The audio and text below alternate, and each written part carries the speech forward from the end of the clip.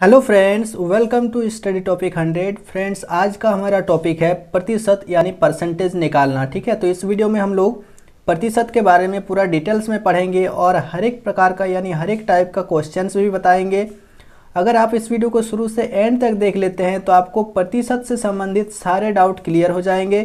ठीक है, तो आप वीडियो को एंड तक देखते रहिए। चलिए वीडियो को शुरू करते हैं। दोस्तों, प्रतिशत जिसे इंग्लिश में क्या कहते हैं, परसेंटेज, इसको अगर आप तोड़िएगा इस तरह से तो यहाँ मिलेगा आपको प्रति जमा शत। ठीक है, शत मतलब होता है सैकड़ा अर्थात 100, तो प्रति जमा शत, तो इसको हम लोग विच्छेद करते हैं अगर तो इस तरह से मिलता है। लेकिन इसका अर्थ क्या है, देखिए, प्रतिशत एक ऐसी भिन्न संख्या है जिसका हर सदैव 100 होता है तथा अंश प्रतिशत की दर को सूचित करता है। दो टर्म है यहाँ पे, देखिए, हर सदैव 100 होगा और अंश क्या करेगा, प्रतिशत की दर को बताएगा। इसका अर्थ क्या हुआ, इसका अर्थ ये हुआ कि प्रतिशत जो होता है हमेशा 100 से तुलना करके निकाला जाता है। ठीक है ना, किसी भी संख्या को 100 भागों में बांटा जाता है। पहले किसी भी चीज़ हो उसको 100 भागों में बांटते हैं। एग्जाम्पल से समझते हैं। मान लीजिए कि आपको 50 अंक का परीक्षा था, 50 अंक में से आपको जो है 30 अंक मिला। ठीक है, 50 में से 30, तो हम प्रतिशत निकालने के लिए क्या करेंगे, ये जो 50 है ना, तो इस 50 को अभी हमने बताया कि जिसका हर सदैव 100 होता है, ये 50 हर है, ऊपर वाला अंश है। ठीक है, तो हर को हमेशा 100 के टर्म में बदलेंगे। तो 50 को 100 करने के लिए क्या करना पड़ेगा, 2 से गुना करना पड़ेगा। तो हम 2 से गुणा कर दिए। अब ऊपर भी क्या करना पड़ेगा, हमें 2 से ही गुना करना पड़ेगा। ठीक है ना, बैलेंस रखने के लिए। अब देखिए, यहाँ पे 30 को 2 से गुणा करेंगे तो कितना हो जाएगा, 60, और 50 को 2 से गुणा करेंगे तो हो जाएगा 100। तो अब देखिए, अगर 50 में 30 अंक मिलता है तो 100 में कितना मिलेगा, 60 मिलेगा। तो यही हो गया प्रतिशत। 100 में से 60 मिला यानी कि 60%। तो प्रतिशत हमेशा क्या करते हैं हम लोग, 100 से तुलना करके निकालते हैं। अब आपको समझ में आ गया होगा। तो ये जो हर, देखिए, हर सदैव 100 हो गया और इसका अंश क्या बताया, अंश बताया कि आपको 100 में से कितना मिला, तो वही हो गया दर। अंश प्रतिशत की दर को सूचित करता है। तो अंश ने क्या बताया, अंश यहाँ पे 60 था, 60 ने बताया कि 100 में से 60 अंक मिला है। ठीक है, इसका मतलब हो गया 60%। तो कोई भी चीज़ हो, परसेंटेज को हमेशा क्या करते हैं, 100 से तुलना करके निकालते हैं। ठीक है, परसेंटेज का मतलब ही होता है 1/100। अगर 60% है तो 60/100, 70% होगा तो 70/100 लिखेंगे।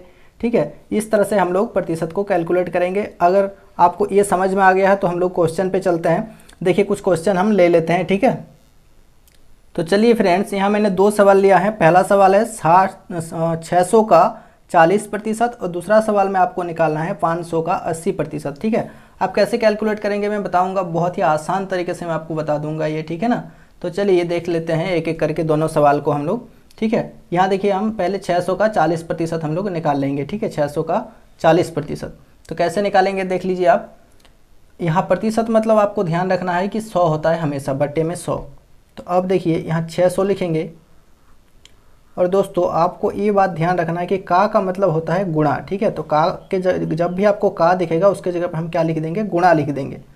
अब 40% है, तो अभी मैंने बताया कि प्रतिशत जब हटाते हैं तो बट्टे में कितना आ जाता है, 100, क्योंकि प्रतिशत का मतलब ही होता है 100 में से कितना आपको मिला। ठीक है ना, 40% मतलब 40/100। प्रतिशत का चिन्ह हटाइएगा तो यहाँ नीचे 100 लिखना पड़ेगा, ये प्रतिशत का चिन्ह होता है। ठीक है, अब आपको काट पीट करना है। ठीक है, यहाँ देखिए, 1 0 से 1 0 यहाँ कैंसिल हो जाएगा और यहाँ 1 0 से 1 0 यहाँ भी कैंसिल हो जाएगा।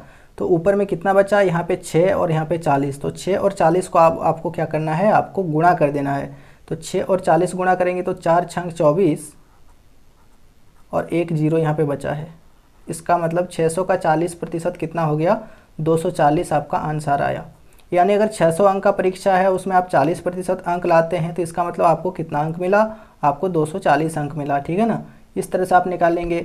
उसके बाद देखिए, 500 का 80% आपको निकालना है। तो आप क्या करेंगे, यहाँ लिखेंगे 500 का मतलब गुणा और 80% मतलब 80/100।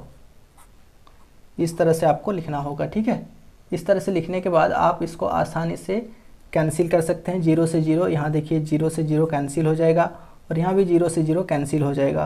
तो इस तरह से यहाँ पे कितना बचा, 5 और यहाँ पे 80। तो पहले 5 का गुणा 8 से कर लेते हैं, 5 8 40। और देखिए, यहाँ पे 1 0 बच गया था तो 1 0 को हम यहाँ लिख लेंगे। तो इस तरह से अगर आप 500 में 80% अंक लाते हैं तो आपको 400 अंक इसका मतलब मिलेगा।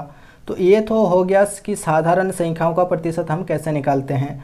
अब हम आपको सिखाएंगे कि अगर आपका ये जो संख्या है ये दशमलव में दिया हुआ रहे तब आप उसका प्रतिशत जो है कैसे निकाल सकते हैं, ठीक है ना। तो चलिए शुरू करते हैं। तो चलिए फ्रेंड्स, मैंने ये जो दशमलव वाला है, दशमलव का 2 एग्जाम्पल मैंने लिया है, ठीक है ना। इसको आप बड़े ध्यान से समझिएगा, ठीक है ना। तो यहाँ देखिए 1.02 को आपको प्रतिशत में बदलना है, यहाँ 0.635 को आपको प्रतिशत में बदलना है, ठीक है। तो आप क्या करेंगे, देखिए यहाँ लिखेंगे 1.02, ठीक है। अब आपको ध्यान रखना है कि जब भी आपको दशमलव वाला संख्या मिलेगा तो हमेशा आपको दशमलव हटा देना है, ठीक है। और एक बात ध्यान रखिएगा, जब भी हम दशमलव हटाते हैं तब हमको क्या मिलता है, नीचे 1 के बाद उतना जीरो मिलता है दशमलव के बाद जितना अंक होता है। यहाँ देखिए यहाँ दशमलव था, उसके बाद कितना अंक था, 1 2 अंक, तो आपको नीचे क्या मिलेगा, 1 के बाद 2 जीरो मिल जाएगा, ठीक है। इस तरह से अब यहाँ दशमलव हट चुका है, ये बन चुका है 102, ठीक है। अब यहाँ देखिए भिन्न में बदल गया है, अंश बटे हर, और अंश बटे हर को हम प्रतिशत में कैसे बदलते हैं, अंश बटे हर को अगर 100 से गुणा कर देंगे तो प्रतिशत में बदल जाएगा। तो यहाँ देखिए 100 से 100 कैंसिल हो जाएगा, तो आपका कितना बच गया, 102, यानी इसका जो प्रतिशत हो जाएगा वो 102% आपका आंसर आ जाएगा। इस तरह से हम प्रतिशत में बदल सकते हैं दशमलव संख्या को, किसी भी दशमलव संख्या को हम लोग बदल सकते हैं, ठीक है ना। अब देखिए जैसे दूसरा एग्जाम्पल लेते हैं, यहाँ है 0.635, इसको आपको प्रतिशत में बदलना है। बड़े ही आसान तरीके से आप बदल सकते हैं प्रतिशत में, ठीक है। यहाँ देखिए हम लिखेंगे 0.635। अब हमें क्या करना है, दूसरा स्टेप, हमें दशमलव हटा देना है। और दशमलव हटाने से क्या होता है, नीचे 1 के बाद आपको कितना जीरो मिलेगा, यहाँ देखिए दशमलव के बाद कितना अंक है, 1 2 3, तो आपको यहाँ 3 अंक मिल जाएगा, यानी 3 जीरो मिल जाएगा। अब ये भिन्न में बदल गया है, अंश बटे हर मतलब भिन्न, तो भिन्न को प्रतिशत में बदलने के लिए क्या करेंगे, आप 100 से गुणा कर देंगे, 100 से इस तरह से गुणा कर दीजिएगा, ठीक है ना। अब यहाँ देखिए 1 0 से 1 0 कैंसिल, और ये 1 0 से 1 0 कैंसिल हो गया, नीचे फिर भी 1 0 आपका बच गया है। तो आप क्या करेंगे, यहाँ 635 लिखेंगे, यहाँ 0 नहीं लिखना है क्योंकि ये दशमलव हट चुका है। अब 635 बन गया, और यहाँ नीचे 10 है। अब जिस तरह से हम दशमलव हटाए थे तो नीचे 0 आया था, उसी तरह से नीचे 0 हटाएंगे तो ऊपर में दशमलव लगेगा। अब देखना है कि यहाँ कितना 0 है, यहाँ पे 1 0 है ना, तो ऊपर में 1 अंक के बाद दशमलव लगेगा राइट साइड से, तो राइट साइड से 1 अंक गिन लीजिए 5, यहाँ दशमलव लगा दीजिए, और यहाँ 3 6, इस तरह से 63.5% इसका आंसर हो गया। तो उम्मीद करते हैं दोस्तों आज का ये वीडियो आपको बहुत ही पसंद आया होगा। वीडियो को एक लाइक ज़रूर कर दीजिएगा, और चैनल पे नए हैं तो दोस्तों सब्सक्राइब कर लीजिएगा। मिलते हैं नेक्स्ट वीडियो में, तब तक के लिए जय हिंद जय भारत।